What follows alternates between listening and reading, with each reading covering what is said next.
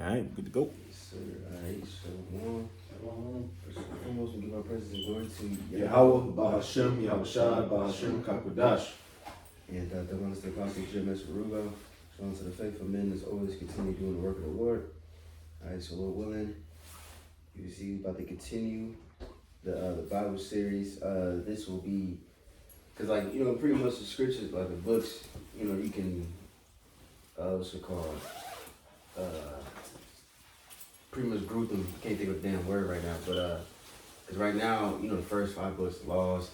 Right now, the books that we read recently was all like history books, and now the next, which is gonna be the book of Job, right? Carter Water, and the next book gonna be Job, and then, you know, Psalms, probably that's more the wisdom, and then you gonna go back to the prophetic books, and then of course Apocrypha, so on and so forth. So you know, this one is Esther. And addition to Esther, we're just gonna add them together. You know what I'm saying? So, Lord willing, we can start with this article. We're just gonna get like an overview of the time and everything like that, and the timeline. Then we can actually go into the story. But for the article, whoever reads it, I put it in the Telegram. If you can just skip the first 2 paragraphs and then go to where it says the timeline, and then we can read that. All right. Mm-hmm. So we got it. So we have EddingtonWriter.com. Obviously, it's talking about the book of Esther, and we're gonna jump down to the paragraph or bullet point of the timeline. The book of Esther occurs over a 10-year span. The years are 483 BC to 473 BC and take place between chapters 6 and 7 of the book of Ezra. The timeline breaks down this way.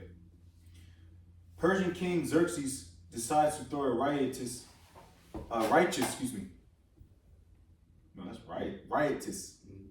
drinking party in the 3rd year of his reign. All right, I believe that's Esther 1 and 3, which is 483 BC. Your Bible may refer to the king of Asherus.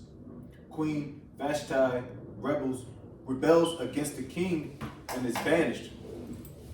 Esther 1:19, and the action picks up 4 years later in 479 BC when Xerxes decides to find a new queen. It is Esther 2:16 which informs us that this occurs in the 7th year of Xerxes' his reign. We skip another 5 years to the 12th year of King Xerxes, Esther 3 and 7, which is 474 BC. The final jump of 9 months takes us to the 12th month of the king's reign, 9 and 1, Esther 9 and 1, which is 473 BC. And there are your 10 years. Right, and real quick, we skip down. Let me see. We skip all the way down to where you see, because I believe you read this last week, but just an overview. Let me see. Can you go all the way down and then where it says the somewhat confusing Ezra, Nehemiah, Esther timelines, but then go to that section, but then go to where it says a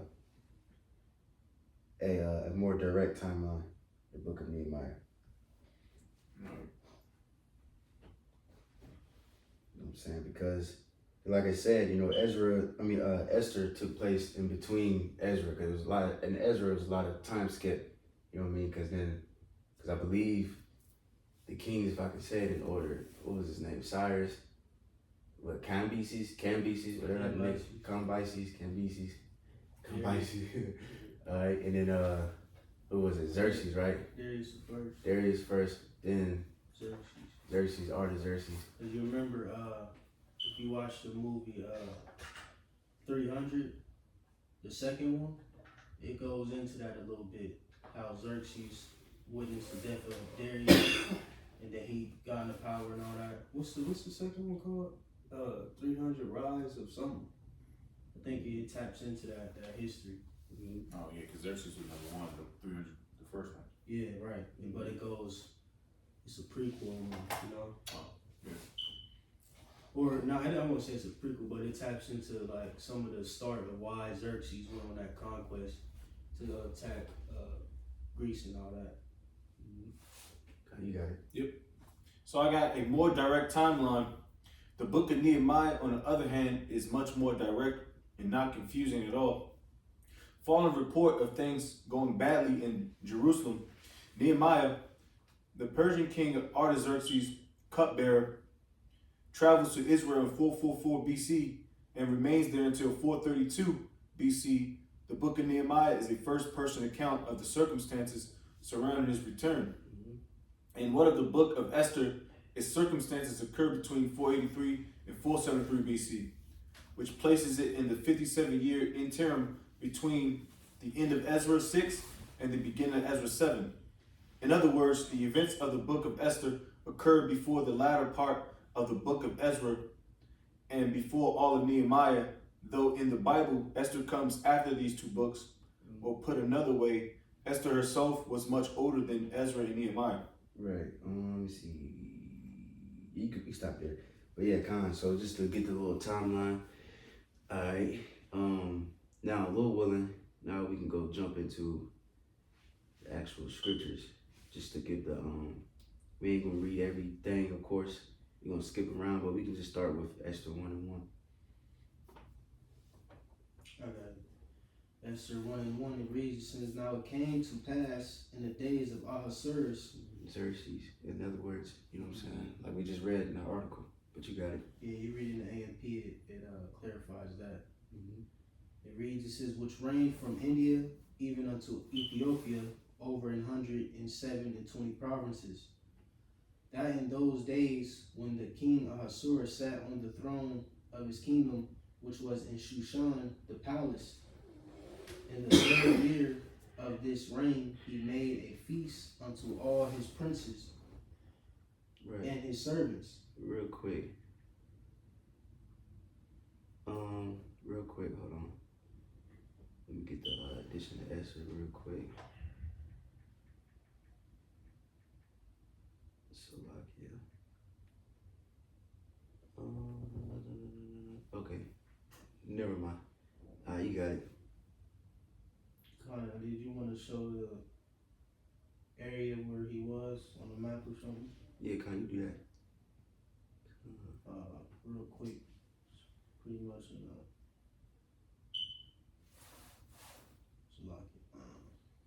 just, for image.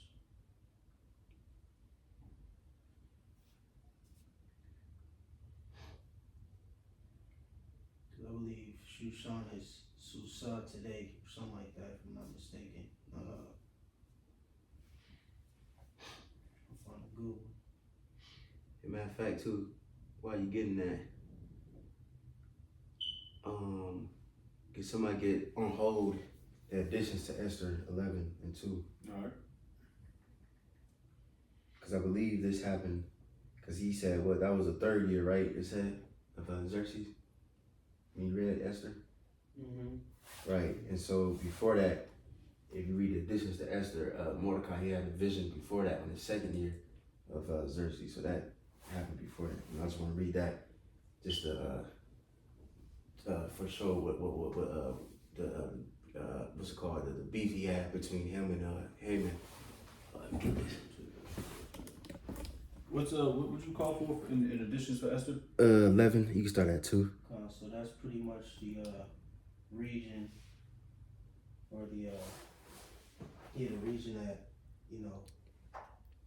Xerxes ran over in that day, and like it here as it goes, Shushan, near the Persian Gulf. So you get an idea when it's at, in the time, during that time, and what you got up here, Asia Minor, so you could kind of get an idea of what's going on, going, stretching west, further into Asia,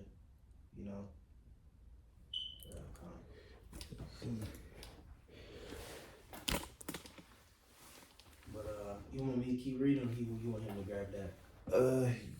Yes. Addition to Esther's gonna go up to 7. No. It should start with 10, then 11, 12, 13. You should go to Esther, the book of Esther. Yeah, additions of Apocrypha. Oh, you talking about That's only go up to 7. What's the preset? 11 and 2 editions. You mean the Apocrypha? Yeah. Yeah, it should be. No, it's only it, 7 chapters. it continues. It says 1, 2, 3, but it continues. With Oh, I don't have that on this type of app. Oh, I don't have that app. Oh, damn. Oh, it's a lot. Okay. Oh, you good. So it would be what, 1? So it'll be I got you. okay. It's editions of Esther 1. It says then Mordecai said, the Most High have done these things, for I remember a dream which I saw concerning these matters, and nothing thereof have failed. Is that what you wanted? Nah. Sloppy. How did y'all? So you got Esther, which goes up to 10, right? And then editions of Esther continues 1, 2, 3, 4, 5, 6, 7. Oh shit, my shit different. I just read it because this shit. Mine start with like additions to Esther, then it'd be like 10, 11 to all the way Right. to. Oh, okay. So Sloppy, I guess. Bible, different Bible. What's it called? Applications. Yeah, that's it. Cons. So yeah, so it's 10 in the Old Testament, then in the Apocrypha, it'll start at 11, 12, 13, 14, 15, 16, 17. Mm-hmm. But you know how, like you said, the applications they just got it 1, 2, 3, Right. 4, 5, 6, 7. But real quick, this is the Esther's 11 and 2, or I don't know, I guess it's a lot of confusion, but it says in the second year in the reign of Artaxerxes the Great, in the first day of the month Nisan, Mordecai, the son of Jairus, the son of Samai, the son of Kaisai, and the tribe of Benjamin, had a dream. Of course, it's going to be different because this was written in Greek. Yeah, so Salaki, real quick for Jake, if Jake want to find it, this is in editions of Esther 2 for us. Okay. But you got it. It says, who was a Jew? I think the way why it's written like this because you got Esther, it goes up to 10. Yeah, that's and then they just say 11, 10, 11, 12. So it's just like it just continue. But it says, who was a Jew at this dwelt in the city of Susan, a great man, being a savior in the servitor in the king's court. He was also the captives was Nebuchadnezzar, the king of Babylon, carried from Jerusalem with Johannes, king Jeconiah, king of Judah, and this was his dream. Behold, a noise of tumult with thunder and earthquakes and uproar in the land. And behold, 2 great dragons came forth ready to fight, and their cry was great. And at their cry, all nations were prepared to battle, that they might fight against the righteous people. And lo, a day of darkness and obscurity, tribulation and anguish, affliction and great uproar upon earth. And the whole righteous nation was troubled, fearing their own evils, and were ready to perish. Then they cried unto the Most High, and upon their cry, as if there were a little fountain, and was made a great flood, even much water. The light and the sun rose up, and the lowly were exalted, and devoured the glorious. Now when Mordecai, who has seen this dream, and what God had determined to do, was awake, he buried his mind, and until night, by all means, was desired to know it. And pretty much, because like I said, this was the second year, so this was before that, the Esther 1. So he had a dream, and the 2 dragons represent him and Haman, and then it's pretty much a prophetic dream what they about to face. And that water, he explains it, I believe, in chapter 13 or something. It explains that water goes into Esther. You know what I mean? Pretty much shows how she gonna pretty much save the nation. But I just wanted to get that real quick so we can, make sure you can get the timeline correct. But you can go back to the Esther. Esther 1 and verse 3, it says, in the 3rd year of his reign, he made a feast unto all his princes and his servants, the power of Persia and Media, the nobles and princes of the province being before him. When he showed the riches of his glorious kingdom and the honor of his excellent majesty, many days, even 180 days. And when these days were expired, the king made a feast unto all the people, that were present in Shushan the palace, both unto great and small 7 days, in the court of the garden of the king's palace, where were white, green, and blue hangings fastened with cords of fine linen, and purple to silver rings and pillars of marble. The beds were of gold and silver upon a pavement of red and blue and white and black marble. Right, shit beautiful, you know what I'm saying? Hey, if heathen can have this glorious kingdom, you know, how much more ours, you know what I'm saying? But anyways, you got it. It reads, and they gave them drink in vessels of gold, the vessels being the diverse one from another, and royal wine in abundance, according to the state of the king. And the drinking was according to the law, none did compel, for so the king had appointed to all the officers of his house, that they should do according to every man's pleasure.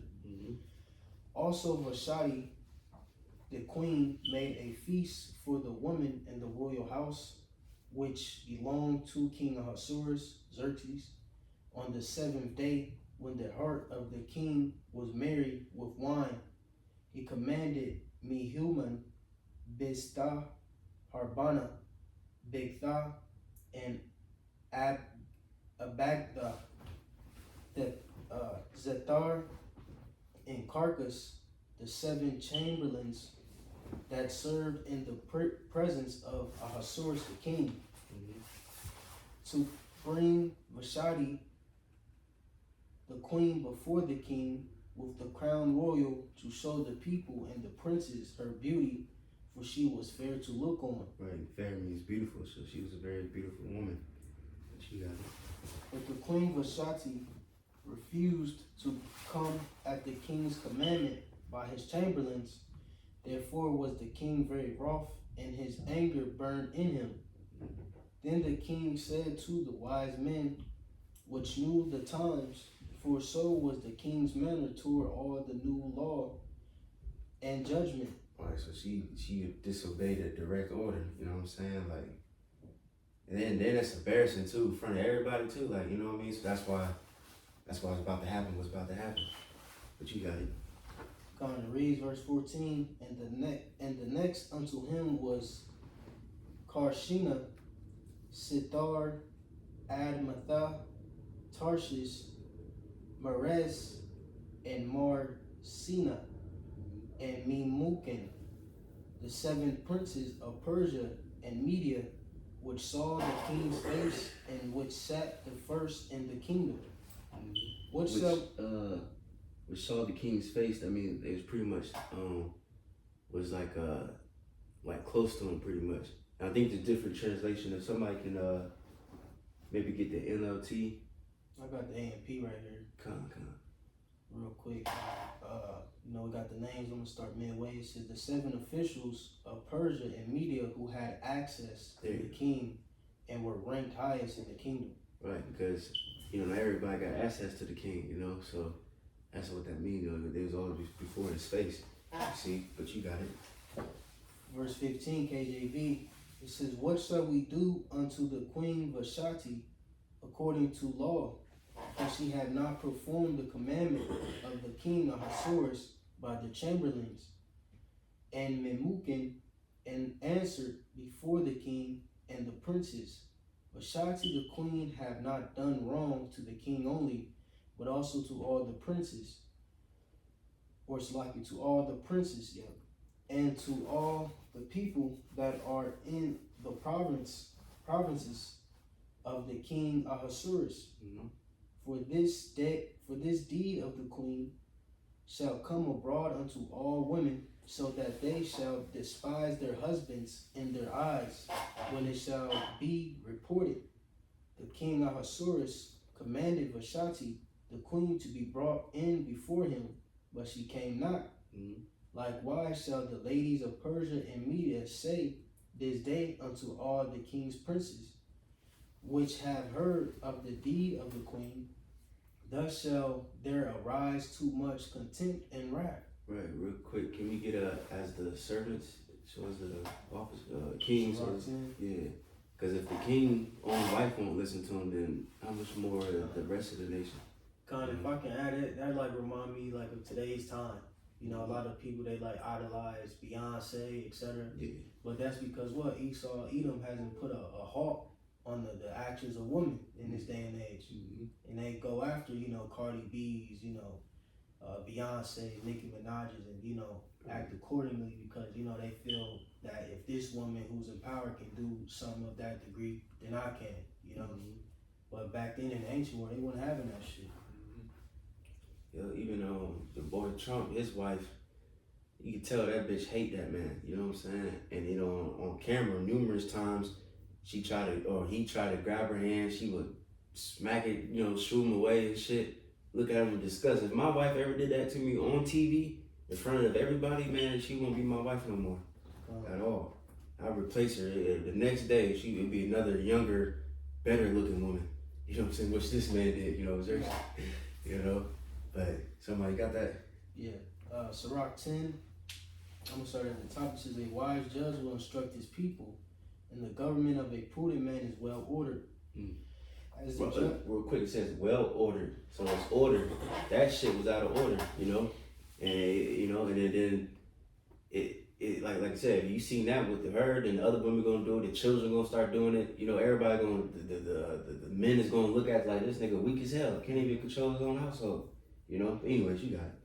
Con, it reads verse 2, as the judge of the people is himself, so are his officers. And what manner of man the ruler of the city is, such are all they that dwell therein. Right. So if your ruler, whatever spirit he's on, your people gonna take on that spirit. You know what I'm saying? So that's why that was very crucial that they had to do that. To set an example. Even King David did something similar to that. His wife was tripping, he had to put her away. I ain't gonna give you no more children, or no children. You know what I'm saying? That's what you gotta do. Because if you don't put a woman in her place, then she gonna take an inch and she gonna take a mile, man. Like real talk. Facts. You know what I'm saying? That's why if you dealing with a woman, you gotta set up a standard. You gotta have certain standards and certain boundaries that she cannot cross. And if you allow her to do that, even if it's small, she gonna go crazy, and get all disrespectful. And so, fuck all that. But anyways, you got it. We jump back or keep on? Oh yeah, Esther, yeah. Gone. Back in Esther, the first chapter, in the 19th verse, or Salakia, 19, it reads, if it please the king, let there go a royal commandment from him, and let it be written among the laws of the Persians and the Medes, that it be not altered, that Vashti come no more before King Ahasuerus, and let the king give her royal estate unto another that is better than she. And real quick, if I can just add, I know I'm saying Ahasuerus, but if you go to dictionary for Ahasuerus and the BLB, it goes into just being a chief. Like I said, just a common biblical name or title. But if you go to Easton's Bible Dictionary, just real quick for the viewers, it says there are 3 kings designated by this name in Scripture. The father of Darius the Mede, mentioned in Daniel 9. This was probably Cyaxares, known by the name in profane history, the king of Media and the conqueror of Nineveh. This is the king mentioned in Ezra 4 and 6, probably the Cambyses, like we went over last week. Of profane history, the son of and successor of Cyrus, and the son of Darius Hystaspes, the king named in the book of Esther. He ruled over the kingdom of Persia, Media, and Babylon from India and Ethiopia. This was in all probably the Xerxes of profane history who succeeded his father Darius, 485 BC. Just for reference. So jumping back. It says, midway in the verse, it says that Vashti come no more before King Ahasuerus, and let the king give her royal estate unto another that is better than she. Beautiful. And when the king's decree which he shall make shall be published throughout all his empire, for it is great, all the wives shall give to their husbands honor, both to great and small. Beautiful. That's your power, like great and small. And it says in A and P, all women will give honor to their husbands, from the great to the insignificant. So even the lowest, regularized, civilian at that time, like had honor amongst his family tree, in his household. And that's how things should be ran. But here it is in Babylon the Great, that's contrary. But like Bill, who live in a trailer park, don't get honor from his wife and all that. Yeah, You know what I'm saying? for that. She cheating on him with Joe's 6-pack. Yeah, 6 foot, 6-pack, 6-figure type niggas. Yeah, that's fucked up, man. Yeah. But that's how you know in the ancient world things are very different, man. Mm-hmm. The lowest of the lowest man has some type of, Honor amongst his wife. Yep, honor amongst his family, man. But reading on verse 21, and the same pleased the king and the princes, and the king did according to the word of Memucan, for he sent letters into all the king's provinces, and to every province according to the writing thereof, and to every people after their language, that every man should bear rule in his own house, and that it should be published according to the language of the people, so like of every people. Yeah, right. Real quick, can we get Genesis 3:16? You know what I'm saying? Then after that, we can go back to Esther 2. We just might be skipping around a little bit. Genesis chapter 3, verse 16. And I will put in verse 16. Unto the woman he said, I will greatly multiply thy sorrow and thy conception. In sorrow thou shalt bring forth children, and thy desire shall be to thy husband, and he shall rule over thee. Right, you know what I'm saying? In other translations, it will say, you desire to rule over your husband, but it says your husband is going to rule over you. And that's what you see, she going to do any and every little thing to overpower you. That's why you got to remember the scriptures. And you got to rule over her, you know what I'm saying? And if not, then look at America. This is what you get. It's Isaiah 3:12. As for my people, children are the oppressors, and women rule over them. O my people, they which lead thee, cause thee to err, and destroy the way of thy past. That's modern today's women right now. They don't want to be ruled. That's why I won't go into it, but that's what they find. They find it's so that women are so vain and shallow that they rather hear different words than submission or subjection. So we gotta soften up the words, which all the words are synonymous with subjection, but then we need to find padded words, to make them feel better. Right. I won't submit to you, but I will be under your rule. Bitch, that's what the word means. You know what I mean? We gotta butter them up. Right. So in them days, man, it's gonna get crazy out here, man. Yeah. Jeremiah 31:22, it says, how long wilt thou go about, O thou backsliding daughter? For Yahweh hath created a new thing in the earth, a woman shall compass a man. Just like you said, pertaining to this day and age. You know what I'm saying? And that's how you know, man, that the scriptures are true, bro. Because look. This literally is being shown forth in our face.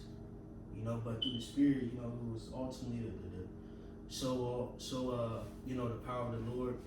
And how things aren't supposed to be ran and governed in the earth, man, because it is just out of order. The Lord is about to turn everything right side up, in due time. And one of the ways He's going to do that is via, like brothers may mention, Jacob's trouble. Putting things back in order. Everybody gonna be in their respective lot and position on the earth, man. But that was it. And then we go to Esther 2. You can just read down to maybe like verse 17. Want me to read? Yeah. It's Esther 2. At the top it reads, KJV, after these things, when the wrath of King Ahasuerus was appeased, he remembered Vashti and what she had done and what was decreed against her. Then said the king's servants that ministered unto him, that there be fair young virgins sought for the king, and Right, fair young virgins.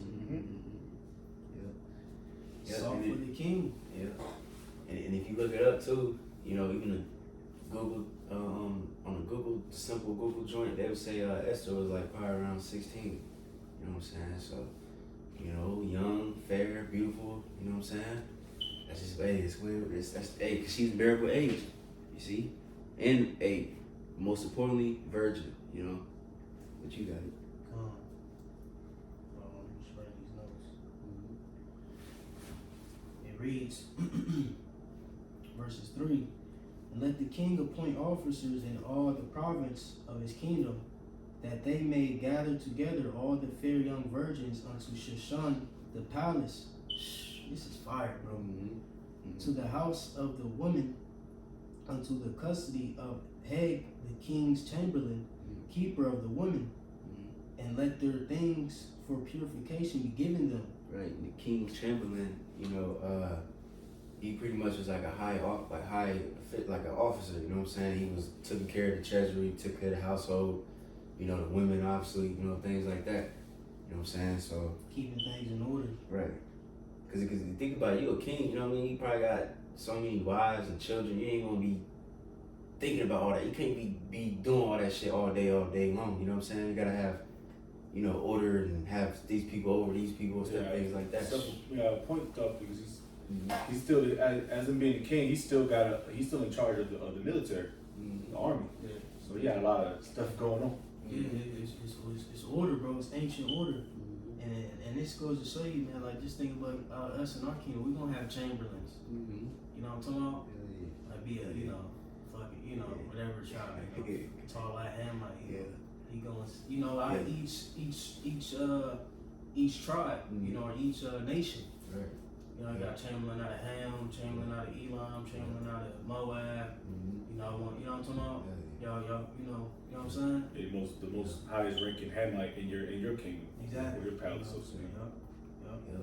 And it's beautiful because he said what all the women from all these different provinces and stuff. So think about it, you have all kinds of shapes and sizes and different languages, different accents.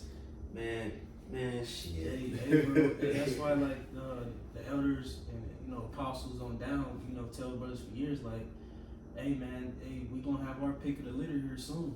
You know, so all the Waymen who done, you know,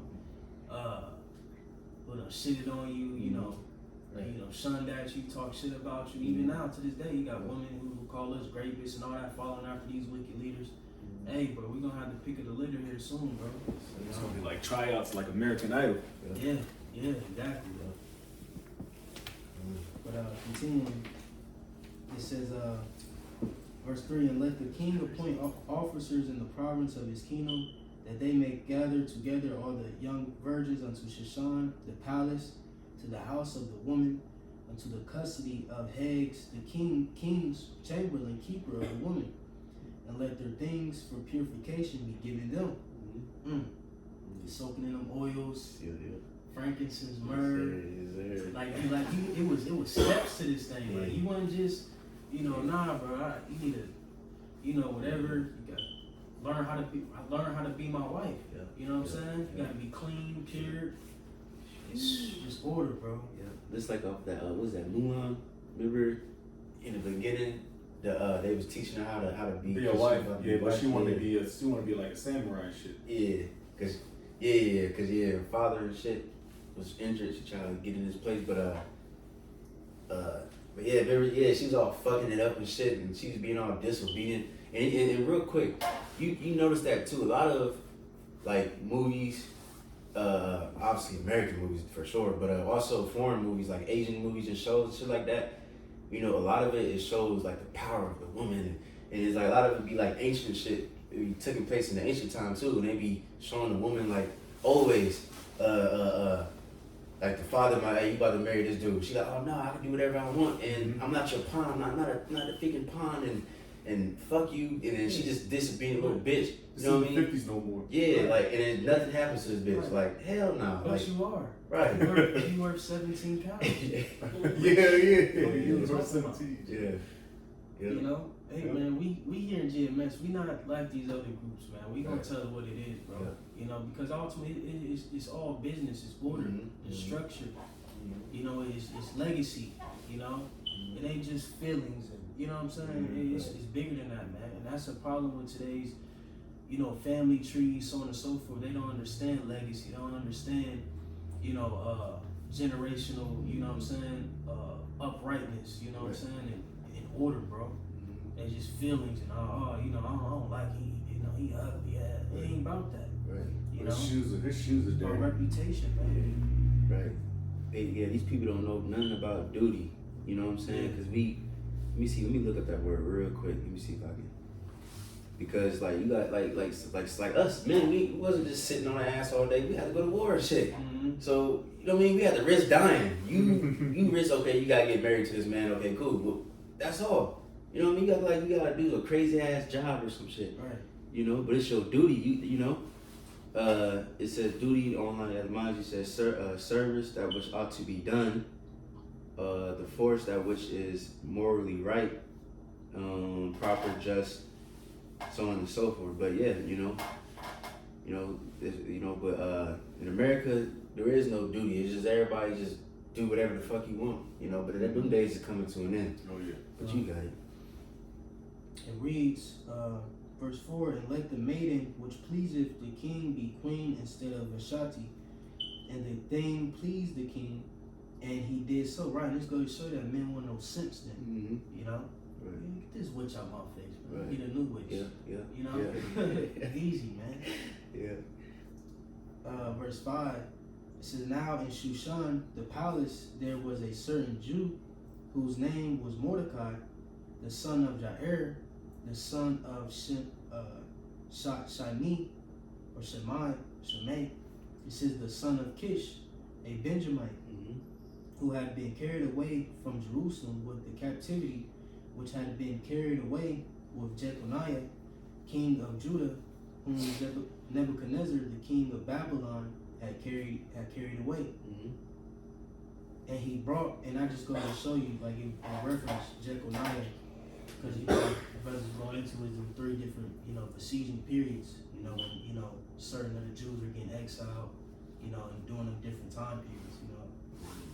So, you know, he was in particular doing that the time when Jeconiah was made king after his father, Jehoiakim, you know.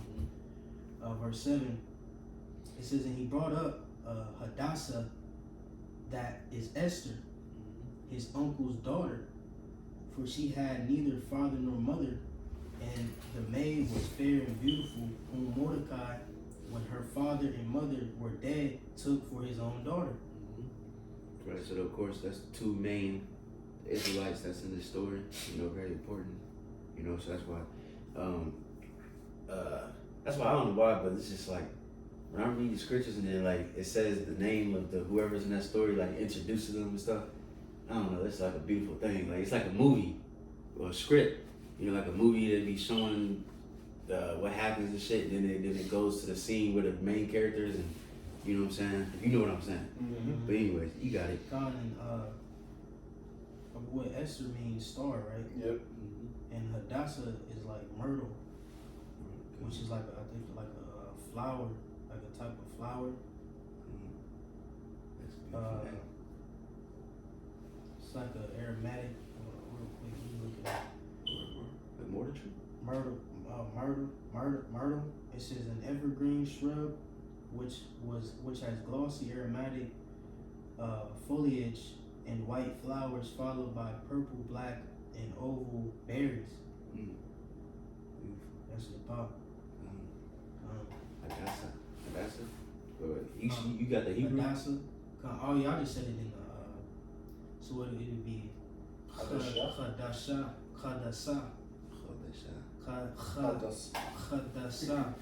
Because it's a Chadasa ha. Chadasa. Real quick, if I'm gonna try to lift this plane up. If you don't mind. Like up on the thing? Yeah, that's your mom, bro.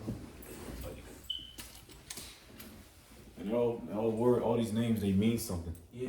As it's not just you. Oh, I'm gonna name my son Pookie. Fuck this Pookie What mean. that mean? Yeah, Joquisha. Yeah, straight up. They had the father's name in Yeah, yeah. so that's what it looked like. That's beautiful. Mm-hmm. Look at Esau down there. That's smart.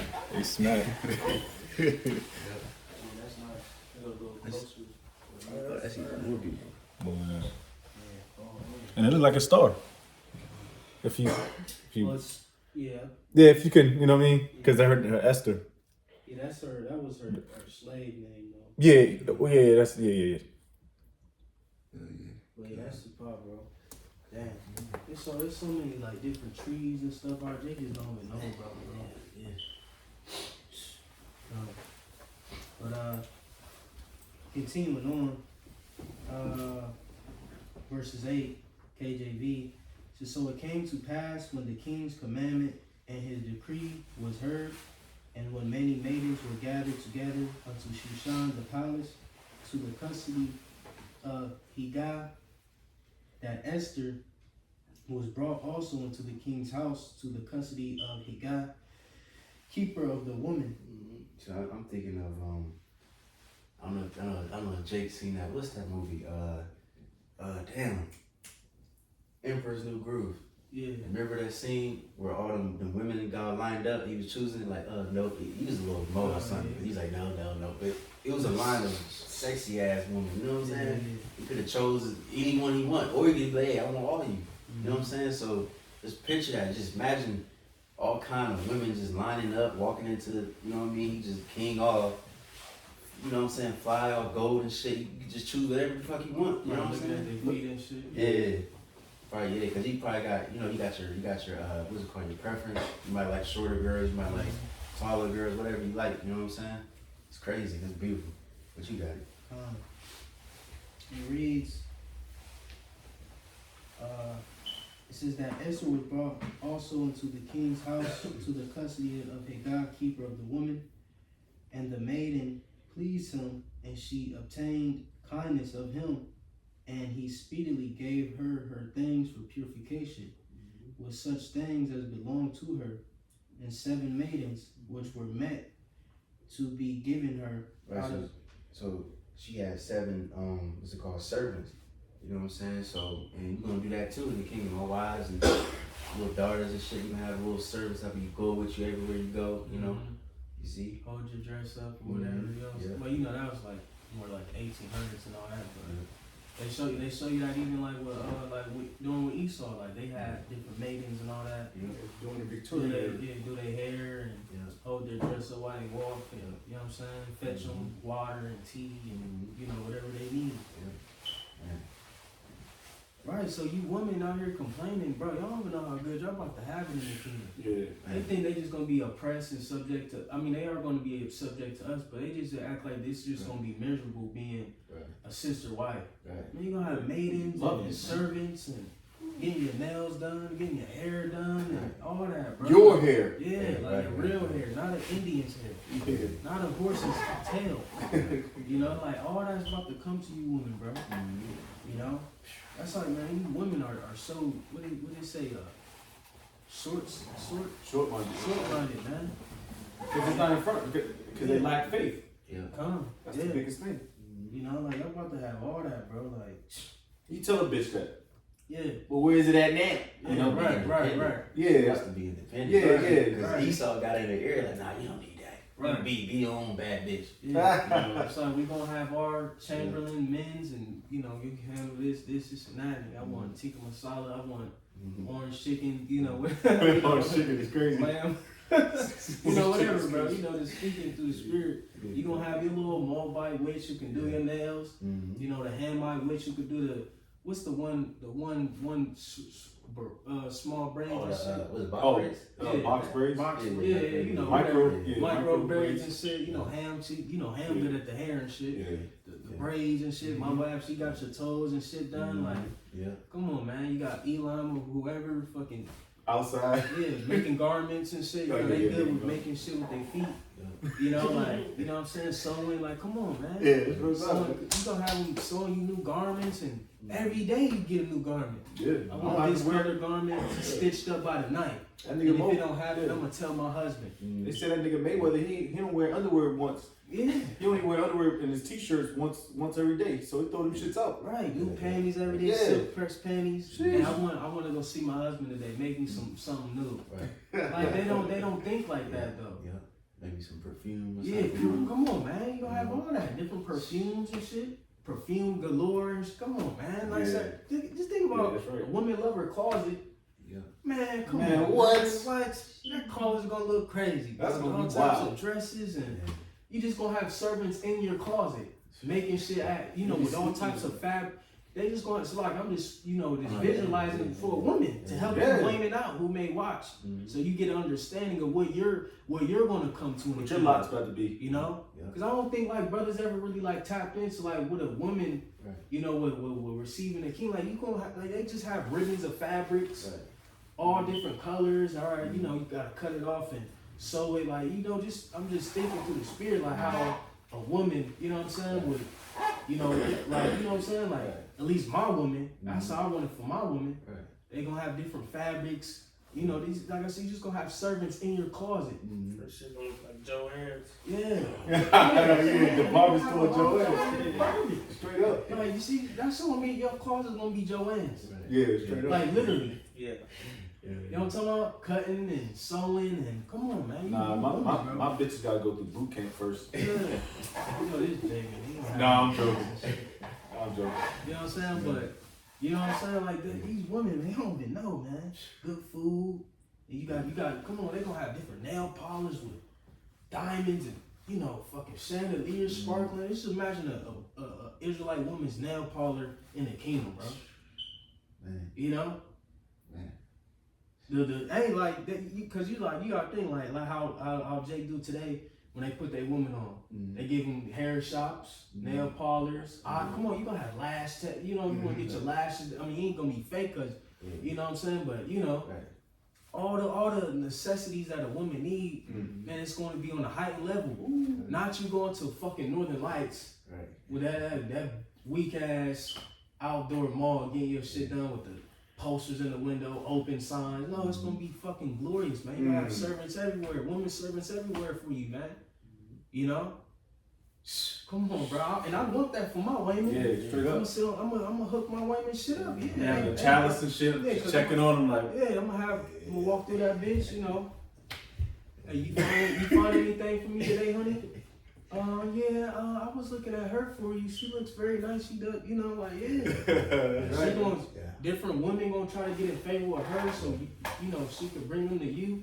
Like, come on, bro. That's right. That's right. Man, hey, bro, our conversation is in heaven, bro. We keep saying that, bro. That's right. That's right. That's how we see things, bro. You got Ham build her parlor up and her Joanne fabric warehouse. You know what I'm talking about? Like with all the different opals and I got it. sapphire. Like, come on, man. And our just imagine your building just for you to have servants in the soul and make garments on a fucking day, bro. You know? Can we get that? It's a Deuteronomy says. It's a lot, bro. I'm just Nah, that's kind of amps you up, yeah, man. bro. I got a precept too. Just, Whatever, bro. just so I just think about the kingdom, bro. Like how it's gonna be, like but you gotta push this out there for the women, like, because we got women who watch too. They need a spiritual boost as well. Right. But it's like, Can you get that Deuteronomy after you where it says the sole of her feet won't touch the ground? I think it's Deuteronomy 20, I believe. But you can go ahead with yours. I'll find that real quick. Right, because then you have servants picking her up. What's that? I forgot what it's called. Like the little ancient thing where it's like a big ass seat. And It's a chariot, pretty much. Yeah, kind of. It's a wheelless chariot. Yeah. But I don't have no niggas around. I know. God. But it ain't gonna be like that though. God. Yeah, that's fly. Then on the way I'm getting it. Then on top of that, just to add on to the vision. You gotta have vision. Your woman will have hella children, so then her servants can help her. You know what I'm saying? She wanna go walk around by herself, or go out with you. Maybe go go out on a so-called date with her husband, you know, king, you know, hey, leave the kids with them and the servants take care of them, you know, there's so many benefits, Oh yeah. you know. Anybody got that? 28, verse 56. It says, the tender and delicate woman among you, which would not have ventured to set the sole of her foot upon the ground, for delicateness and tenderness, her eyes shall be evil toward the husband of her bosom. That's the curses. Right. But it said what? Her foot won't even touch the ground for delicateness, because a woman's supposed to be delicate. She should be polished, clean, and pretty, smelling good. Mm-hmm. You know what I'm saying? And like I said, the foot won't even touch the ground because they was being carried by servants and you know or things like that. You don't get your feet dirty, shoes. You know what I mean? And that's gonna come back. You know what I'm saying? That's gonna come back in a I don't say it a real way. You know what I'm saying? In a real way. Right, smack. You know? But guess what? We ain't gonna be the one serving you. Like, we gonna have servants doing it. You know what I'm saying? Yeah. But you found what you. Yeah.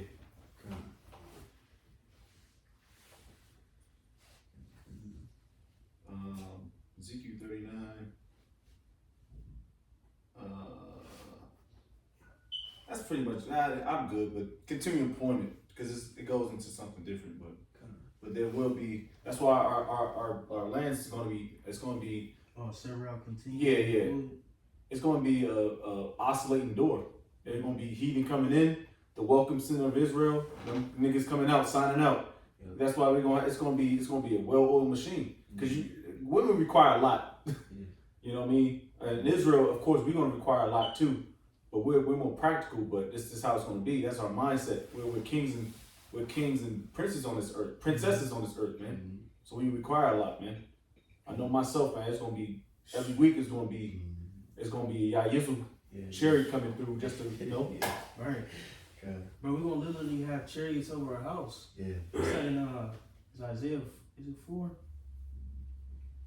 We say a cloud should be over every dwelling. Yeah, come on, Isaiah 4, fifth verse. You got it. Oh, yeah. But and this was with a heathen, you know, not to mention. Yeah. But continuing on, where we at, verses 10.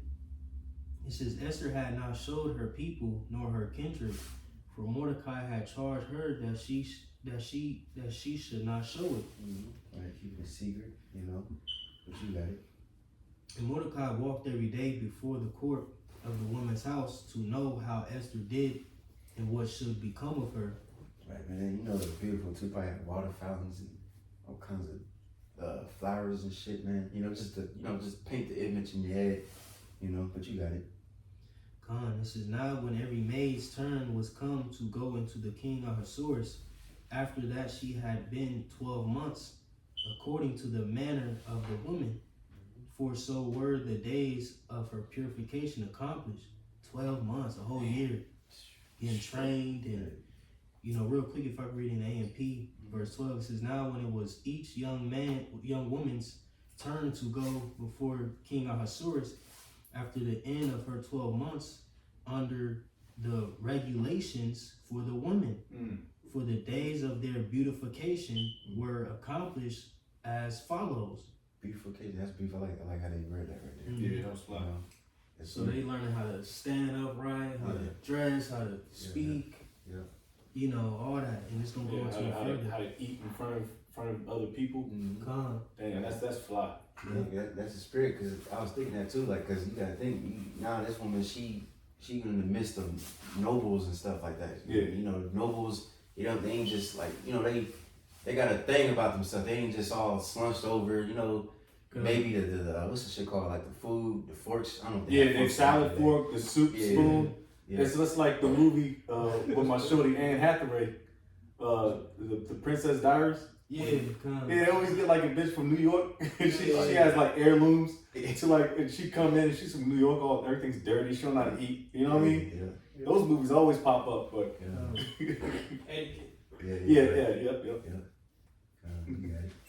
That's what a lot of you niggas in the hood need, man. Some good etiquette and a foot up your ass, man. So I get through the spirit. That's why, like, like me and the brothers in New Orleans was going into that because we had stepped out, and the witch tried, and we stepped into the restaurant. Rich said some little goofy shit. You know what I'm saying? I'll speak off camera. She was just being funny because she wasn't used to seeing Jake stepping like that. Yeah. You know what I'm saying? Right. And we had made a video on it, a lengthy video on it about how, also we by default, we are real regal people, royal people. Right. And, beginning with us men, like that's why I be telling brothers, like, we gotta move accordingly, man. Like, it's about etiquette. It's about how you present yourself. Like, we're not these niggas out here, bro. We ain't just niggas out here, off chicken wings and fucking, ranch dressing and shit. Right. Now, Jay like all, all that shit, whatever, but how you moving out here in the world really matters, bro, and it shows, bro. And Jay gotta tap into that ancient spirit, that spirit that we were intended to be, that royal spirit that we were intended to be, from the beginning. Of course, we ain't gonna be, decked out, what I'm saying, like a fucking Christmas tree, none of that, you know what I'm saying? Like, you know what I'm saying? But it's about your mannerisms, your conduct, how people perceive you, and how you present yourself to the world. Like me and little brother had to, do that yesterday. Like he was like, oh yeah, bro. He was out the gate, like oh yeah, I like the, you know what I'm saying? But you know what I'm saying? That's just, but like, just backing up your point. That's right. And just to make it add to the other point, they call us bummerlights, man. But we esteem ourselves not through pride though. We esteem ourselves because we do have to represent something. It's way more than us. I have to physically here on earth. I have to represent brothers that's below me and above me in this camp especially. So if I go looking like an asshole, and then that joint catch wind through the apostle and the bishop, come on, man. And then shit rolls down quick after that, bro. Phone calls, Elder Peloy won't be able to sleep. You know what I mean? Tazawana. But that shit rolls down. That's why we try to keep everybody's shit in order, man, through the spirit to the best. You can call us bums all we want, but Jake, I've seen some fly ass bums in GMS. So. And Jake upstanding people, like when we go out and study, we were respected. Yep. People reverence us, like, damn, you know what I'm saying? Like, dang, these dudes, who are these dudes? We present ourselves where we, in the eyes of people, are regular guys, but our spirit is exalted, amongst the masses, man. Yep. Because that wisdom, knowledge, and understanding shows forth through our gait and through our mannerisms and how we, move on a day to day. You know what I'm saying? We're well respected, They said we might be bums physically, but you're a bum spiritually. Real quick, because just going into how you were saying, she's trained up how to be more. What was that word? You said etiquette, right?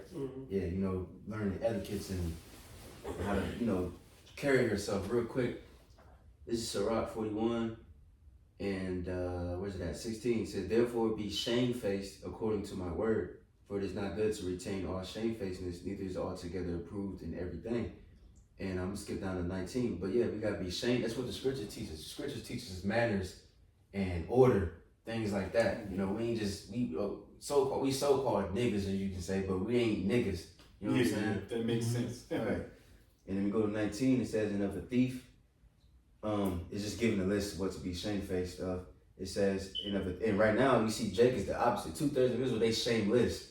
They don't give a fuck. They show their ass literally, and they animals. But 19 says, "And of a thief in regard of the place where thou sojournest, and in regard of the truth of the Most High and his covenant, and to lean with thine elbow upon the meat, and of a scoring to give and take." Right? So we even supposed to be leaning your elbows on the table and shit when you eat. You're supposed to be, sit upright at least, not have all your shit all over the table. That's not etiquette, you know what I'm saying? But and I'm gonna go to 24 just to finish it off. It says, "So shalt thou be truly shamefaced and find favor before all men." And there's other scriptures too. It says, "Don't be the first one to grab food." That's in the Sirach. Yeah, man. 38. It go into like the manners of hosting. You know what I'm saying? Like you know what I'm saying? Hosting people, like that's in Sirach somewhere. You know what I'm saying? Come on, bro. Damn, that's fly nickel stuff right there, man. Yeah. And you can credit that through the head tribe of Judah, because they really exuded. If you're in your right state of mind, Judah, man, come on, man, ain't nothing stopping that. You know what I mean? Yeah, come on. That's real talk, though. That's why Judah has to be the so-called leader of the 12 tribes. Right now you got motherfuckers acting like off of White Chicks when the nigga Terry Crews took out, Marlon Wayne. When she was eating this shit, she unbelting her belt buckle and all that shit. Bro, like, nah, bro. Yeah. And then people really like, you know what I'm saying? Mm-hmm. Like, man, I was out with a witch. You know what I'm saying? And, this is little shit. Mm-hmm. And just me, I don't use chopsticks and shit. But I'm like, witch, learn how to use these chopsticks. Like, what the fuck is your problem? Like, you embarrassing me, bro. You know what I'm talking about? Yeah. I don't use these shits, but I got the mechanism, like, man, just grab it. You know what I'm talking about? Like, But, so that's a little shit. Like, the witch ain't, she wasn't like acting like that, but it's like you said, it's etiquette, knowing how to present yourself as a regal people. You know what I'm saying? In the midst of captivity, man. I got that real quick. We can read this and then go back to that. Sirach, the one you quoted, Sirach 31. Yeah. I'm gonna start up at 12. It says, "If thou sit at a bountiful table, be not greedy upon it, and say not, there is much meat on it." JB all excited, you know what I mean? I'd be excited too, but I mean, shit, like, you gotta, like, oh shit, like, you never see, like, your mama, she cuss your ass out, like, man, you act like you never ate before. You been there. Like, I don't feed you at home or something, you know? Yep. But it says, remember that a wicked eye is an evil thing, and what is created more wicked than an eye. Therefore, it weepeth upon every occasion. Stretch not thine hand whithersoever it looketh, and thrust it not with him into the dish. Judge not thyself by that. So like, judge not thy neighbor by thyself, and be discreet in every point. Just stay on point. Eat as it becometh a man, so don't overeat. Those things which are set before thee, and devour note, lest thou be hated. Leave off first for manners' sake, and be not unsatiable, lest thou offend. When it can 3-4 plates and shit. Right. To go play. I mean, you know what I'm saying? Like, we know how things go now. Like, you know what I'm saying? So they know how to operate and move around, with their fam. Because that's just the norm. They just niggas anyway. That's, what they know. But, you know what I'm saying? Like, we in the right setting. Like, you know what I'm saying? We ain't just, like, when Jay go to steakhouse and shit, like, we, I'm talking about very proper and shit. You know what I'm saying? Like, whatever, Come on. It says, try to clean up behind yourself, you know what I'm saying? Stack your dishes up, you know what I'm saying? Make it easier for the server, whatever. And leave a tip. Yeah. Where we at? Damn, I looked at it. 102. Hour 2. Damn. All right. Let me breeze through this. All right. We talking about the woman. Right. Hey, that tells you Jake is passionate, because they are glory. That's what the Corinthians says. It says, "When thou sittest among money, reach not thy hand out first of all. A very little is sufficient for a man well nurtured, and he fetcheth not his wind short upon his bed." And I can stop there too. And then you can add, we don't gotta get it, but it's in Corinthians. It says if you go to like a feast or something like that, and you're really hungry, he said eat something, like eat like a snack or something. That's the spirit. I was about to say that just really quick, because when you go to the main joint in Chicago or something. Mad brothers, but there's a lot of brothers up there that gets their food first. Yeah. And so younger brothers, we out there collecting trash. And get put a little quick little 7-Eleven sandwich in your system before you, because you want to eat last. Yeah. But that's the spirit. So and we got more. So you might not eat at all. Yeah. And then if a brother is young in the faith and he might be older in age, there's going to be an elder brother's going to get that man a plate just because it's age. So there's ways around it, and that shows a lot of discipline, man, and high standards, man. I love that, man. You can see the apostle get his plate, man. He chilling, man. Yeah. But now we taking the spirit. This is kingdom building, bro. Like, this is all through the spirit. Like, even just going through this, it's based upon Esther, but it's a lot that you can pull from this ancient time period and apply it to, what we got going on now, what we are approaching, in the kingdom, man. So Lord, I believe this edifying as hell, bro. This is real, bro. This is us, But let me jump back. Yes, sir. Okay, finishing out Esther 2:12. It reads, it says, "Where the days of their," in the middle of the verses, is "where the days of their purification accomplished, to wit 6 months with oil of myrrh, and 6 months with sweet odors, and with other things for the purifying of women. So she's sending them oils like, and it's just like when you soak something or marinate, it's like she marinating. Right. Yeah. Bro, the witch, she ain't a witch, but bro, he had women marinating in oils. Man. So that means, so that means, like Jake marinate chicken. Yep. Yeah. That's that that seasoning and all that get up in there, that flavor up in there. Yeah. So you rubbing on it, it's just embedded in her skin, bro. That is sick. That is sick, bro. Yeah. That's fly. That's how you do it, man. Yeah, nowadays you got women that are marinating seafood boils. Oh, That's why their box be all, and their hygiene be bad. pH off. Page all. Smell like weed and shit. Yeah. Hell yeah, no weave, Right. weave and weed, man. Right. That weave smell. Oh yeah, Oh, yeah, man, burn, bro. FTs, now black and milds. Oh man, yeah. That's nasty work, disgusting, man. Verse 13, it says, Then thus came every maiden unto the king, whatsoever she desired was given her, to go with her out of the house of the women unto the king's house. Yeah, what you say? Yeah, Shamar would say, "Hey, it ain't tricking if you got it. If you got it, she got, she got everything she desired. Come. What more do you want? You know what I'm saying? But you got it." Verse 14, in the evening she went, and on the morrow she returned into the second house of the women, to the custody of Sheshagaz, the king's chamberlain, which kept the concubine. She came in. So it was like levels. Like, all right, this is the first level. Yeah. It was like waves of like courses you had to go through to get to the king, bro. Yeah. That's order. So she going through. She went to he gay,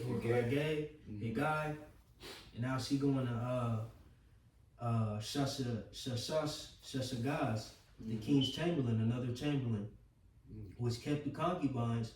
She came in unto the king no more, except the king delighted in her, and that she were called by name. Right. So that's another order right there. Now the woman just gets all in your face. Oh my God. Sometimes, you want to be around your woman, but sometimes it's like, oh my goodness, like, go away for a minute. You know what I'm saying? But with her, she couldn't approach him unless she was summoned. You know what I'm saying? Now, try to do that. You know what I mean? These women ain't gonna give a fuck. She gonna try to get in your phone and shit. Like, man, it's just all that shit evil, man. But you got it. It says, now in the turn of Esther, the daughter of Abihail, the uncle of Mordecai, who had taken her for his daughter, was come to go in unto the king. She required nothing but what Haggai, the king's chamberlain, the keeper of the woman, appointed. And Esther obtained favor in the sight of all them that looked upon her.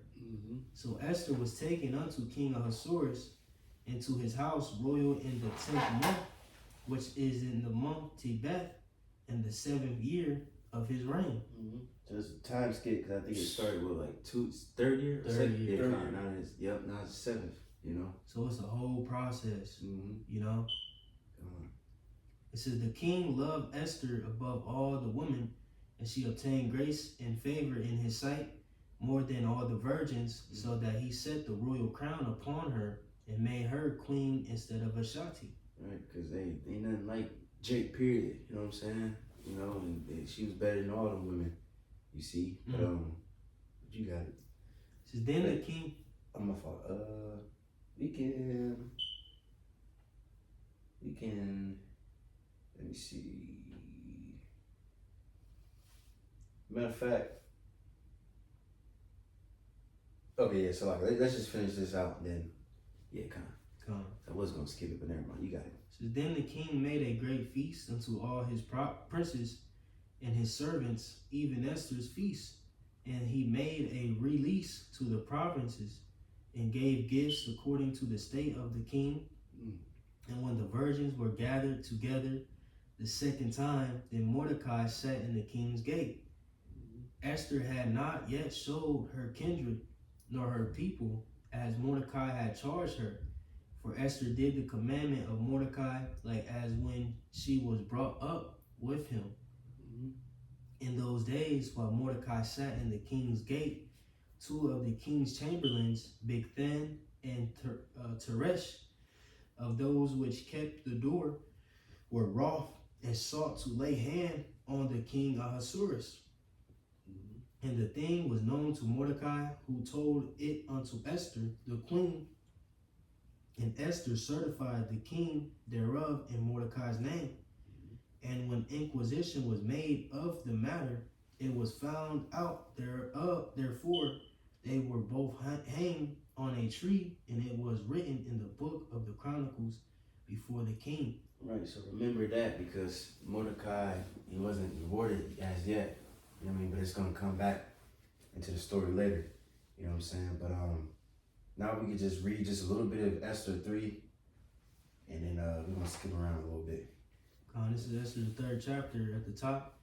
After these things, did King Ahasuerus promote Haman, the son of Hammedatha,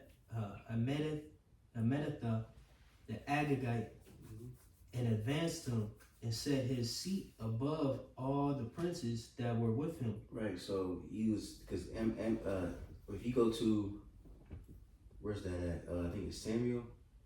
You know what I mean? He pretty much was a, what's it called? Amalekite. You know what I'm saying? Real quick. Just real quick. Let me see. Can we just get real quick 1 Samuel 15 and 20 just to prove that? And then after that, can we go to the what's it called? To the Apocrypha and get let me see, additions to Esther. So it says 12, so that would be, I think, 3 for y'all. 3 and 6. But you can read that Samuel first. It says 1 Samuel chapter 15 at the 20, verse 20, excuse me. And Saul said unto Samuel, Yea, I have obeyed the voice of the Lord, and have gone the way which the Lord sent me, and have brought Agag, the king of Amalek, and have utterly destroyed the Amalekites. Right, so he came from that line, you know what I'm saying? So Amalek, you know what I mean, which is the so-called, you know who's today. All right, Edom. And it's my fault. I meant to say additions to Esther. What did I say? 12. So that would be. It's 3. I got it. Con. 6. Oh, okay, I see what you're saying. But that's one with the Macedonian. Is that the one with the Macedonian? It says called the Macedonian. Well, it said how big Ammon, the son of Amadathas, the Agite, who was in great honor with the king. Yeah, my fault. Can you get this is Esther 16 and 10, so 16 so would be 7 kind of. Yeah. This is additions to Esther 7 or 16. Verse 10, it says, For Ammon, a Macedonian, the son of Amadathah, being indeed a stranger from the Persian blood, and far distant from our goodness, and as a stranger received of us. Right, so he wasn't a Persian, he was an Edomite. And then Macedonian, that's from what's his name, boy, Alexander the Great. You know what I'm saying? That shows you too that they're Edomites. That's that they come from the line of Edom, you know, Alexander. Yeah. See? And if you go into ChatGPT, I tried to go into that information. They try to shun away from Esau traveling up in them lands, you know. Of course, you know, it's Esau, AI and all that, but yeah, you know, this biblically we know that Esau was, you know, in the land. What was that? 1 Samuel 1 and 15? 15, 20? It was 15 and 20? Yeah. And then we got additions 7 and 10. You got it. We'll come back to that. It reads Esther 3, verse 2. It says, And all the king's servants that were in the king's gate bowed and in reverence Haman, for the king had so commanded concerning him. But Mordecai bowed not, nor did him reverence. Then the king's servants, which were in the king's gate, said unto Mordecai, Why transgresses thou the king's commandment?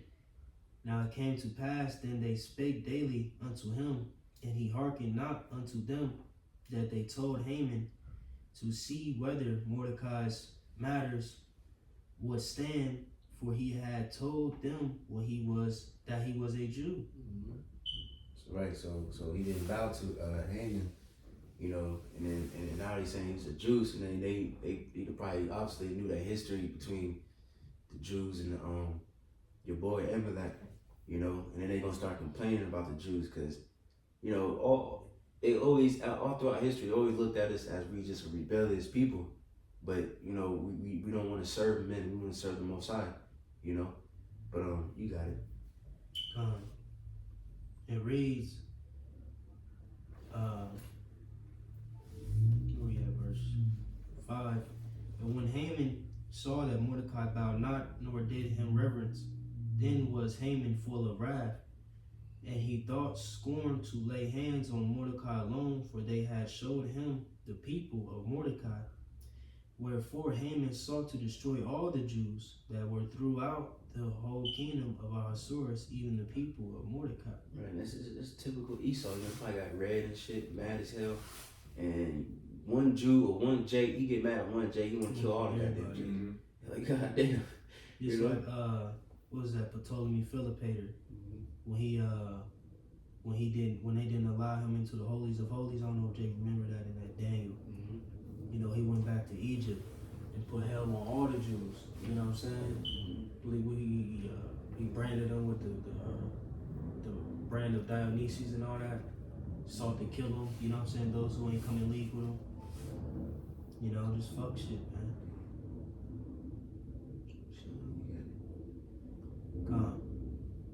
It reads, verse 7, in the first month, that is the month Nisan, in the 12th year of King Ahasuerus, they passed her. That is the lot before Haman, from day to day, and from month to month, to the 12th month, that is in the month Adar. Right, and that's, you know, that's where you get the pur means lot. You know what I mean? That's where you get the word purim, you know, and you know, Lil Will is gonna explain it again later, but you know, just keep that in mind. But you got it. It reads, and Haman said unto King Ahasuerus, there is a certain people scattered abroad and dispersed among the people in all the provinces of thy kingdom, and their laws are diverse from all people, neither keep they the king's laws. Therefore, it is not for the king's profit to suffer them. If it please the king, let it be written that they may be destroyed, and I will pay 10,000 talents of silver to the hands of those that have the charge of business to bring it into the king's treasuries. Right. So you see, he said we these people, you know, their laws and as adverse from all people. You know, and you can read that wisdom. We don't gotta get it, but wisdom was just for the sake of time. But Wisdom Solomon 2, you know, it says the wicked was speaking against the righteous, and he said, these people are contrary to us, like they clean contrary to the laws that we have, you know, and they upbraided us, defending of the law, so on and so forth. So you just see that all throughout history. Esau, specifically the East Edomite, you know what I'm saying? He always was mad at Jake, because we never was trying to bow down to certain, of course, like Apostle Tahar, he said we're gonna obey the law till we can't obey the law no more. You know, of course we're gonna try not to speed and things like pay your taxes, all that shit. But when it comes to taking an MOTB, you know what I'm saying, that's when all that shit gonna stop. And then we're gonna be, in their eyes, rebellious, and you know, and we're gonna serve the Lord. And then what's Esau gonna do? What's Revelation 20? We're gonna behead them. Yep. You see? But you got it. It reads, verse 10, and the king took his ring from his hand and gave it unto Haman, the son of Hammedatha, the Agagite, the Jews' enemy. Real quick, for the sake of time, let me see.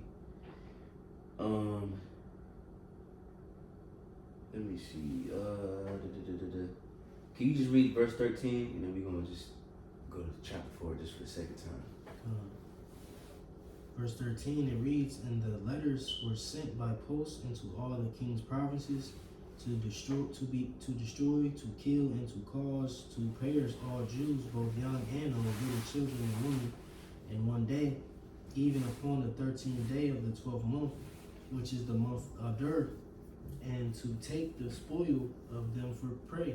Right. So then that copy was sent out to all different provinces, so on and so forth. So now, let me see. You can go to Esther 4. Let me see. Skip around a little bit. Matter of fact. Okay, so that's what we're gonna do. So chapter 4, I'm just gonna summarize it because, like I said, it's almost time for camp, so I don't want to take too long. But pretty much Mordecai, he heard the news, he was mourning, and then Esther, and then eventually it got to Esther, and then Mordecai pretty much told her to go to the king and plead for his people, pretty much. You know what I'm saying?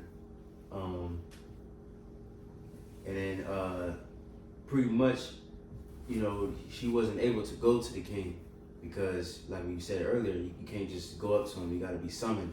So now, Lord willing, let's go to the editions of Esther, because, and for a fun fact too, a lot of people too, they got a problem with the book of Esther because the book of Esther there's nowhere where it's mentioned God, you know what I'm saying?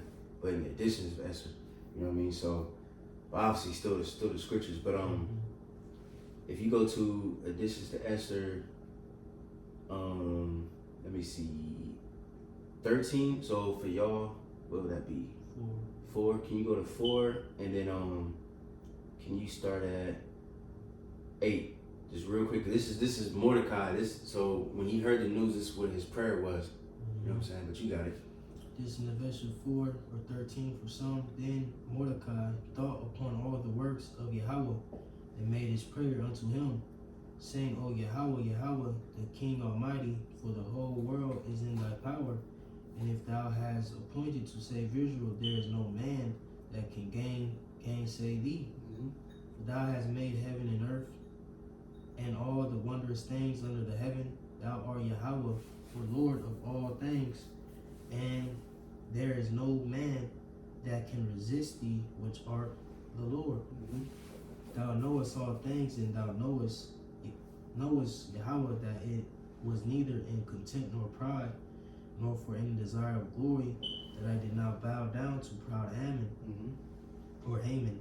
This is why I could have been content with good will for the salvation of Israel, to kiss the soles of his feet. Right. So in other words, he could have been like, well, let me kiss the soles of his feet just so we won't be destroyed. Yeah.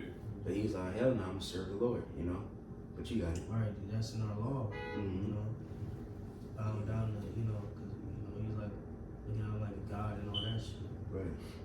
It says, but I did this that I might not prefer the glory of man above the glory of the Most High.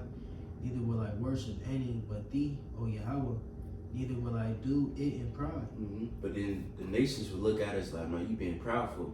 You know what I mean? But this is the reason though. It's actually humble and serving the Most High. It's like who was that, Daniel? Them servants conspired against him.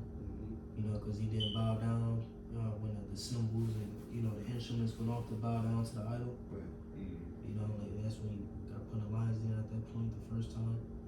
It says, and now, O Yahweh, God and King, spare thy people, for their eyes are upon us to bring us to naught. Yeah, they desire to destroy the inheritance that had been thine from the beginning. Despise not the portion which thou hast delivered out of Egypt for thine own self. Hear my prayer, and be merciful unto thine inheritance. Turn your sorrow into joy, that we may live, O Yahweh, and praise thy name, and destroy not the mouths of them that praise thee, O Yahweh. All Israel in like manner cried most earnestly unto Yahweh, because their death was before their eyes. Right. So now we can go to the next chapter, and then because in the Esther in the Old Testament, it explains this too, but it doesn't go into much detail. It just goes into how she went into the court, and then he called her to her, things like that. This is more detailed, what happened that day. But you got it. Edition of Esther 5, or 14 for some. Queen Esther also, being in fear of death, resorted unto Yahweh, and laid away her glorious apparel, and put on the garments of anguish and mourning, and instead of precious ointments, she covered her head with ashes and dung, and she humbled her body greatly, and all the places of her joy she filled with her torn hair. And she prayed unto Yahweh God of Israel, saying, O my Lord, thou holy art our King, help me, desolate woman, which have no help but thee. For my dangers in mine hand, from my youth up I have heard in the tribe of my family that thou, O Yahweh, tookest Israel from among all people, and our fathers from all their predecessors, for a perpetual inheritance, and thou hast performed whatsoever thou didst promise them. Right, real quick, Salaki. So, Jake can read that in her own time. I meant to go to the next chapter. She's pretty much praying. But I'll get a little bit to the next chapter. Edition of Esther 6, at the top, or would be 15 for some, says, And upon the third day, when she had ended her prayers, she laid away her mourning garments and put on her glorious apparel, and being gloriously adorned, after she had called upon the Most High, who is the beholder and savior of all things, she took 2 maids with her, and laid the one she leaned as carrying herself daintily, and the other followed bearing up her train. Spirit of Esther. Yeah. Spirit.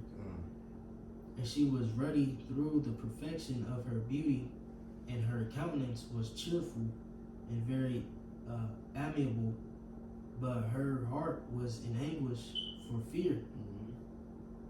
Go that word ruddy. Yep. Trying to say, that Esau controversy. Right, yeah. She just look beautiful, She's young. beautiful, man. Right. Says, then having passed through all the doors, she stood before the king, who sat upon his royal throne, and was clothed with all his robes of majesty, all glittering with gold and precious stones, and he was very dreadful. Man.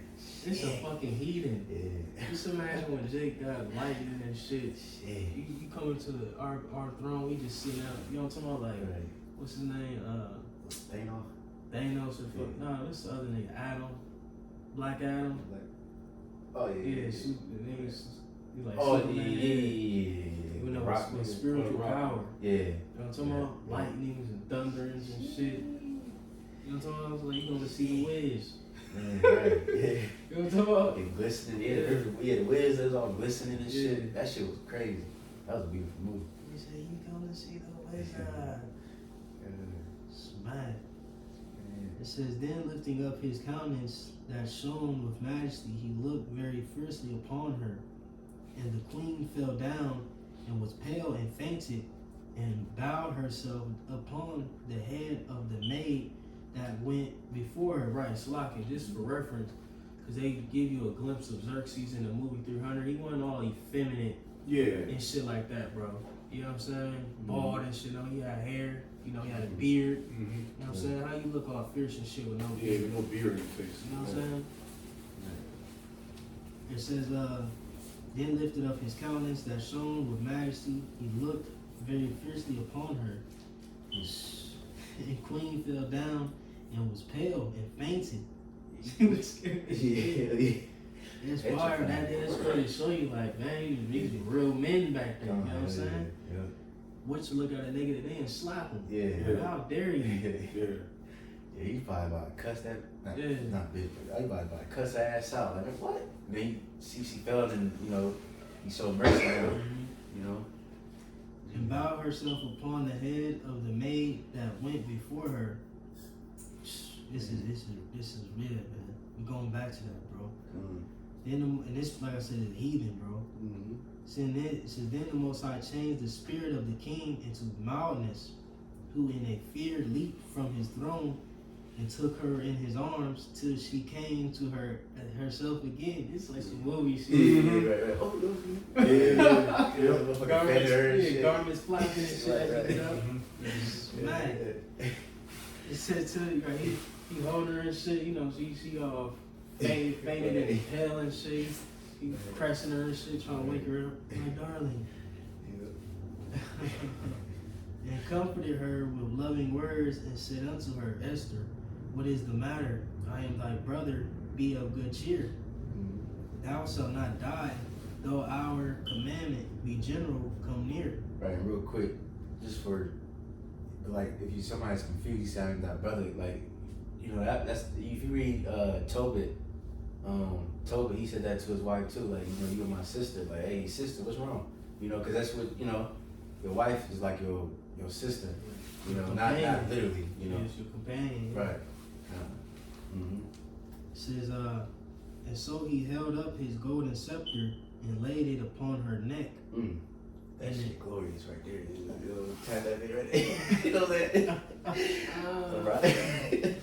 Alright. This was, man, who this dude at Xerxes? He tripping, man. And so he held up his golden scepter and laid it upon her neck and embraced her and said, speak unto me. And said she unto him, I saw thee, my Lord, as an angel of the Most High, and my heart was troubled for fear of thy majesty. For wonderful art thou, Lord, and thy countenance is full of grace. She buttering him up. And as she was speaking, she fell down for faintness. She got active. I want to see this, bro. Yeah. It says, then the king was troubled, and all his servants comforted. You know, he probably was smacked like. Smack this shit. It is. He all concerned as shit. You know what I'm saying? Oh, shaking her. Oh, you know what I'm doing? Oh, man. Esther. Smack.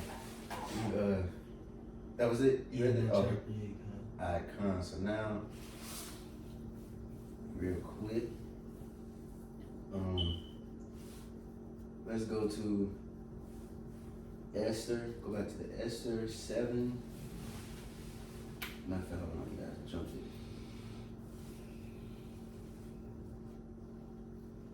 Slovakia.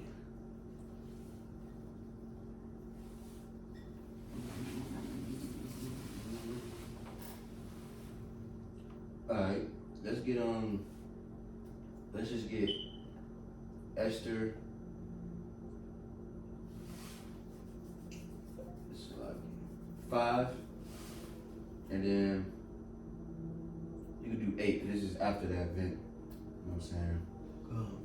Esther 5 and 8, it says, if I have found favor in the sight of the king, and if it please the king to grant my petition and to perform my request, let the king and Haman come to the banquet that I shall prepare for them, and I will do tomorrow as the king hath said. Right now, yeah, let's just finish that out and then go to chapter 6. It says, then when Haman forth that day joyful and with a glad heart, but when Haman saw Mordecai in the king's gate, that he stood not up, nor moved for him, he was full of indignation, Mordecai. Against Mordecai, that's funny, bro. Like, I could just see that Mordecai just sitting there at the gate looking at him and shit. Yeah. He walking around like, this nigga, you know what I'm saying? Right. That's some funny. And the scriptures is real. They gotta understand this is real life events, bro. You gotta see, you gotta imagine what's going on. You know, Mordecai is sitting out there like, you know, it's fucking evil. Like, Right, goddamn. look at this nigga. Yeah. You know what I'm saying? It's crazy. So nevertheless, Haman refrained himself, and when he came home, he sent and called for his friends, his Zeresh, his wife.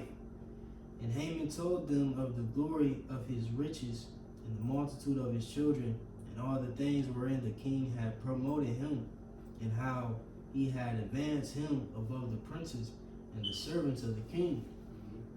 Haman said, moreover, yet Esther, the queen, did let no man come in with the king unto the banquet, and she had prepared but myself. And tomorrow am I invited unto her also with the king. So he geeked, like, Right. you know what I'm saying? He thought he was doing something. He thought shit was sweet.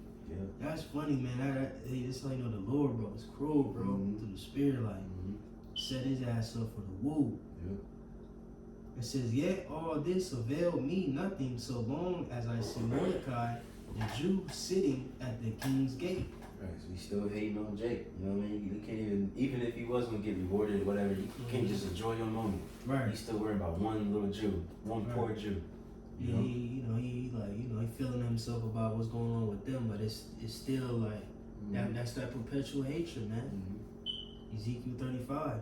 Yeah. It says, then says Zeresh his wife and all his friends unto him, let a gallows be made of 50 cubits high, and tomorrow speak thou unto the king that Mordecai may be hanged thereon. Then go thou and merrily with the king unto the banquet. And the thing pleased Haman, and he caused the gallows to be made. Right. So see now they about to get set up. You see now she wife talking, now he talking in his ear, now he getting even more proud, you know what I'm saying? But now the Lord about to do a switcheroo on him and have it the other way. So now we can just get Esther 6 and you can skip down to 5 or 6.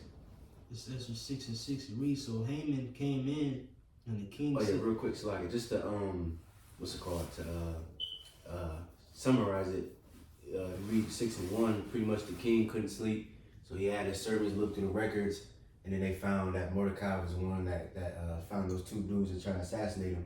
So then now he calling Haman back, because Haman was the only one in the court at that time, and he was going to ask him like, what should be the reward? And this dumbass nigga thought he was talking about him, but the reward's gonna go to Mordecai. But you got it. Jumping back, Esther 6:6 is just, so Haman came in, and the king said unto him, what shall be done unto the man whom the king delighteth to honor? Now Haman thought in his heart, to whom would the king delight to do honor more than to myself? And Haman answered the king, for the man whom the king delighteth to honor, let the royal apparel be brought which the king useth to wear, and the horse that the king rideth upon, and the crown royal which is set upon his head. Right, you can just imagine, because this was a so-called you know who. So you know how they get all talk about money, you know how they get the hunchback and they start shaking their hand, you know, rubbing their hands together. He probably was, and you know, he probably was like that when he was talking about this, you know, but you got it.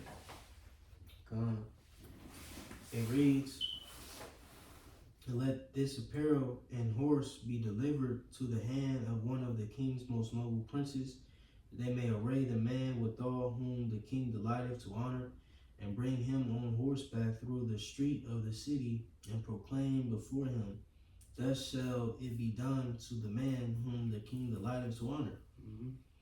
Then the king said to Haman, make haste and take the apparel and the horse, as thou hast said, and do even to Mordecai the Jew that sitteth at the king's gate. Let nothing fail of all that thou hast spoken. Right, salty, hurt. Then took Haman the apparel and the horse, and arrayed Mordecai, and brought him on horseback through the street of the city, proclaimed before him, thus shall it be done unto the man whom the king delighteth to honor. And Mordecai came again to the king's gate, but Haman hasted to his house mourning, and having his head covered. And Haman, yeah, you got it. And Haman told Zeresh his wife and all his friends everything that had befallen him. Then said his wise men and Zeresh his wife unto him, if Mordecai be of the seed of the Jews, before whom thou hast begun to fall, thou shalt not prevail against him, but shall surely surely fall before him. And while there were yet taken with him, came the king's chamberlains, and hasted to bring Haman into the banquet that Esther had prepared. Right, so now we can go to Esther 7. And let's get to the point. We can go to 6, because pretty much at the banquet, the king asked her, Esther, what do you desire, things like that. You know what I'm saying? And this is her answer. Now she about to set up Haman. What you got it? Esther 7 and 6, it says, and Esther said, the adversary, the enemy is this wicked Haman. You probably looked up smacked. Right. Yeah. Then Haman was afraid before the king. And the queen, Esau get that salty face. Yeah. Hideous. And the king, arising from the banquet of wine, in his wrath, went into the palace garden, and Haman stood up to make requests for his life to Esther the queen. For he saw that there was evil determined against him by the king. Then the king returned out of the palace garden into the palace, to the place of the banquet of wine, and Haman was fallen upon the bed whereon Esther was. Then said the king, will he force the queen also before me in the house? As a word went out of the king's mouth, they covered Haman's face. Right. And man, threw that bag over his head. Mm-hmm. It says, keep going. Is that it? The last verse? Nah. Oh, come on, you keep going. It says, and Harbana, one of the chamberlains, said before the king, behold also the gallows 50 cubits high, which Haman had made for Mordecai, who had spoken good for the king, standeth in the house of Haman. Then the king said, hang him thereon. Right, like you said, was speaking good for the king. He remembered, what I'm saying, when Mordecai left that tip. Right. So they hang Haman on the gallows that he had prepared for Mordecai. Then was the king's wrath pacified. Right, so see, now, what's that scripture that, you don't gotta get it, but, if you dig pretty much if you dig a hole for somebody, you'll fall into it. He fell by, Haman fell by his own plan. You know what I'm saying? And the Lord promoted Mordecai. Alright, so now, pretty much, because like I said, it's getting that time. Well, what chapter, you chapter 7, right? Well, chapter 8 now. Okay, con. So, I'm pretty much gonna, what's it called? Summarize some of it. So pretty much the king asked her, what else you want, you know what I'm saying? And then pretty much, hold up. I'm trying to type it in real quick.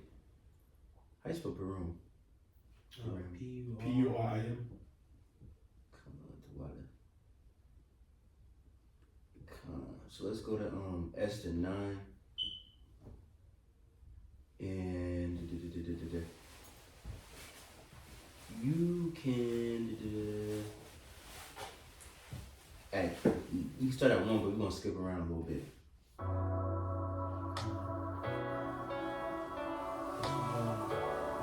Esther 9:1, it says, now in the 12th month, that is the month of Adar, on the 13th day of the same, when the king's commandment and his decree drew near to be put in execution, in the day that the enemies of the Jews hoped to have power over them, though it was turned to the contrary, that the Jews had made rule over them that hated them. Right, and real quick,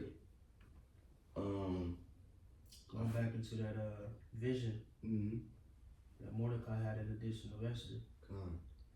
Yep. And real quick, I forgot, I'm gonna read one more point, Esther 8 and 11. It says, wherein the king granted the Jews which were in every city to gather themselves together and to stand for their life, to destroy, to slay, and to cause to perish all the power of the people and prophets that would assault them, both little ones and women, and to take the spoil of them for a prey. Right, so he gave us a command that we can defend ourselves. And in that day, we destroyed a lot of heathen. You know what I'm saying? I want to skip a lot of this. You can read it on your own time. But we can skip down to verse 15. Esther 9 and 15, it reads, For the Jews that were in Shushan gathered themselves together on the 14th day, also on the month Adar, and slew 300 men at Shushan. But on the prey they laid not their hand. But the other Jews that were in king's provinces gathered themselves together and stood for their lives, and had rest from their enemies, and slew of their foes 75,000. 5,000, but they laid not their hands on the prey. Right, and I don't know if you skipped it or not, but just in case you did, even Xerxes' men also helped the Jake too. You know, also fight with him. You know what I'm saying? In certain places. You know what I'm saying? But you got it. Cause this was like, you gotta remember, this was the decree over all the provinces. You say you had 127. So, you know, the letters got sent out. But, you know what I'm saying? You know, the new letters came through once, you know, Haman's, you know, plan got destroyed. Right. Keep on. Yep. Verse 17 says, on the 13th day of the month Adar, and on the 14th day of the same rested day, and made it a day of feasting and gladness. But the Jews that were at Shushan assembled together on the 13th day thereof, and on the 14th thereof, and on the 15th day of the same, they rested and made it a day of feasting and gladness. Therefore the Jews of the villages that dwelt in the unwallowed towns made the 14th day of the month Adar a day of gladness and feasting, and a good day of sending portions one to another. It's lucky, bro. And you know, just a while back, like Jake, you know, going into like the whole high holy days, like these high holy days, a lot of them represented us being delivered from our enemies and the Lord destroying masses of people, bro. Passover, Purim, you know, even in Hanukkah, you know what I'm saying? Like this was us getting the victory over our enemies. So where's the love at? You know what I'm saying? Concerning these other nations. And it's literally high holy days based upon us destroying them. Dedicated to us, you know, getting the victory over them. That are not celebrated in the church at all. You know? Yeah, straight up. But they'll celebrate New Year's Eve, Christmas. And then even Halloween. Right. Crazy. Can you skip to 24? Come on. Esther 9:25. But when Esther came before the king, he commanded by letters that his wicked device, which he devised against the Jews, should return upon his own head, and that he and his sons should be hanged on the gallows. Oh, my fault. Wait. My fault. You read 24? Esther 9:24 says, because him and the son of Hammedatha, the Agagite, the enemy of all the Jews, had devised against the Jews to destroy them, and had cast that is the lot, to consume them and to destroy them. In 12 months he did it. If I'm not mistaken, it said. So I forgot. He's casting lots. We look it up. 25 says, but when Esther came before the king, he commanded by letters that his wicked device, which he devised against the Jews, should return upon his own head, and that he and his sons should be hanged on the gallows. Wherefore they call these days Purim, after the name of Pur. Therefore, for all the words of this letter, and of that which they had seen concerning this matter, and which had come unto them. Right. We can stop there, you know, just to show you the history of Purim. How you say it? Purim. Purim. It says, let's just read chapter 10. It's only 3 verses, and then we can end it there.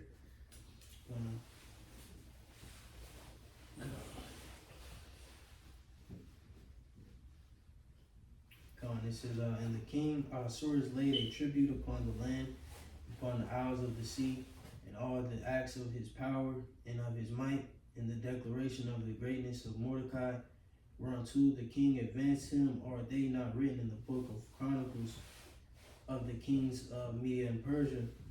For Mordecai the Jew was next unto King Ahasuerus, and great among the Jews, and accepted of the multitude of his brethren, seeking the wealth of his people, and speaking peace to all his seed. Right, see, so Well, willing, that's pretty much the conclusion.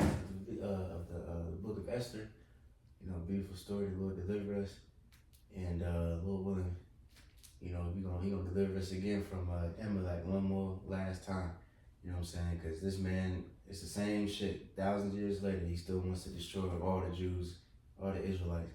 You know what I mean? But the Lord ain't gonna allow that. It was a year, 12 Come. months. Yep. Come. He was casting lots. He said day after day, month after month, to conspire to kill the Jews. So it's like a mockery. Somehow. Right. Yeah. So yeah, Lord willing, hopefully that was edifying. We give all praise and glory to the Lord. So I will